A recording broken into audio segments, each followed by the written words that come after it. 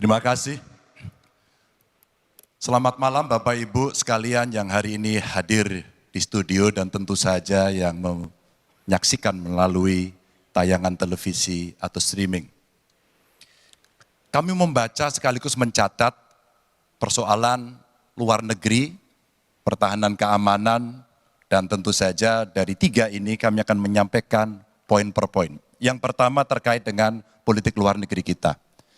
Politik luar negeri kita adalah alat untuk negosiasi terhadap dunia luar, tapi kepentingan nasional harus nomor satu.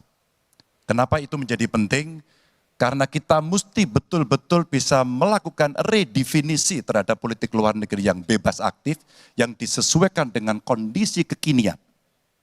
Ini penting karena apa? Karena kita perlu untuk memilih, memilah, dan memprioritaskan yang menjadi kekuatan, keinginan dari bangsa dan negara ini. Rakyat butuh bekerja. Rakyat butuh lapangan kerja lebih banyak. Investasi harus lebih banyak. Maka kita mesti memperkuat infrastruktur diplomasi kita, duta besar, para diplomat, dan tentu saja inilah yang mesti kita berikan penugasan-penugasan untuk membereskan persoalan-persoalan kepentingan ekonomi nasional dalam konteks kekinian.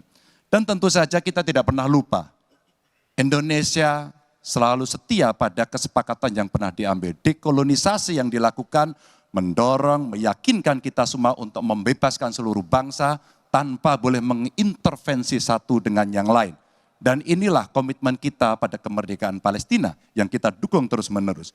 Maka kalaulah kemudian itu kita kerjakan, beberapa problem krisis iklim barangkali akan kita selesaikan dengan membawa pola-pola diplomasi sesuai dengan kekinian yang diperlukan.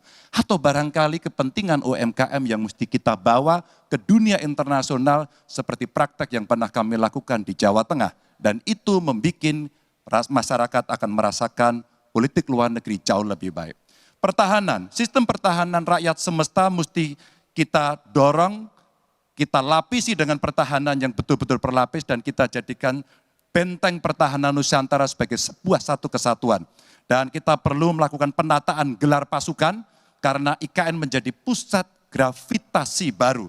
Dan ini bagian dari antisipasi terhadap tarung global antara Amerika Serikat dan Tiongkok. Untuk itulah pertahanan kita mesti masuk pada wilayah 5.0 dengan teknologi sakti, dengan rudal hipersonik, senjata cyber, sensor kuantum, dan sistem senjata otonom. Dan itu bisa dilakukan kalau anggaran dari Kemenhan itu 1-2% dari PDB. Sehingga MEF kita akan bisa tercapai.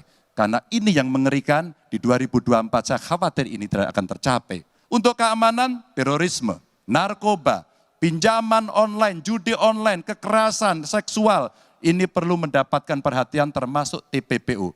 Maka reformasi kepolisian betul-betul harus mengantisipasi ini dengan penguatan cyber system kita, termasuk pengembangan SDM cyber yang kuat.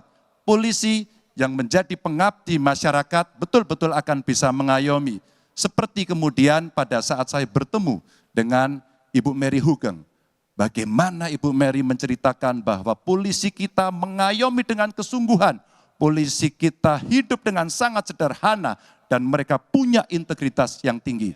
Sebagai anak polisi, saya paham betul ini sesuatu yang sulit dan pasti akan bisa kita lakukan.